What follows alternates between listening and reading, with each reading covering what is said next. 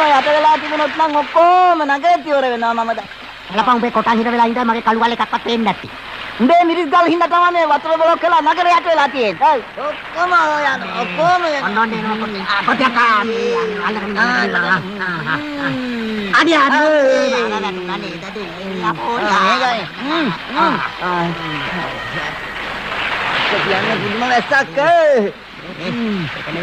කොමාරි මේක සුද්ධ කරලා දාන්න ඕනේ බං. හරි ඉතින් හතට යන්න එපා. ඉතපන් මං ලණුවක් හොයාගෙන ඉන්නම්. ඔබගේ කොට බඩ වටේ මනින්නම් මං කො ලණුවක්. ඔබ ඵලයන්. අන්න ප්‍රදේශයෙන් කොට. බයිනේ. මං අල්ලගෙන ඉන්නේ. ඔය ලණුව බැදපන් මේ කොටේට. ගොනා ලණුව බැදපන් කොටේට ඉක්මන. මොකද්ද කියන්නේ? ඔගේ කන ඇහෙන්නේ නැද්ද?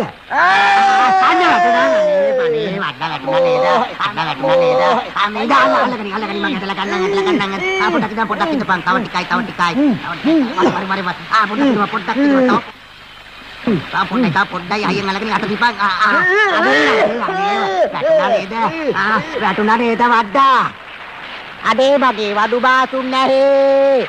උඹ කොහෙද මාව දාලා ගියේ? බාසුන් නැහැ. උඹ කොහේ හරි ඉන්නවා නම් ඉක්මනට වරෙන්. පීනලා හරි ගොඩට වරෙන්. බාසුන් නැහැ. බාසුන් නැහැ.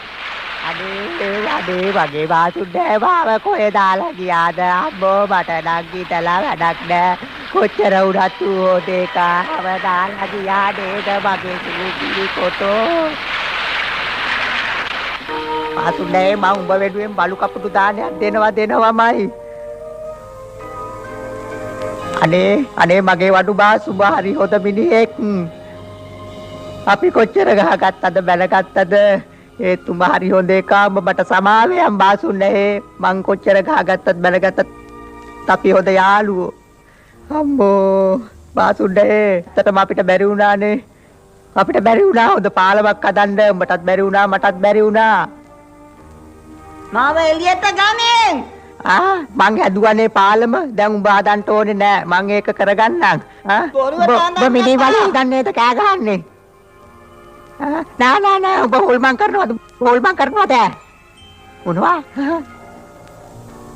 මේක මිනි වලින් බාතුන්නේ. මාව ගනින් බං. කොටා පණ පිටින්. වී අත දීපන් ඉක්මනට දීපන් අත. පංගේ තුවම නැති වෙලා අත දීපන් තව පොඩයි කන්න. මගේ කොද්දම්මෝ. වඩු බාතුන්නේ කතා කරපන්.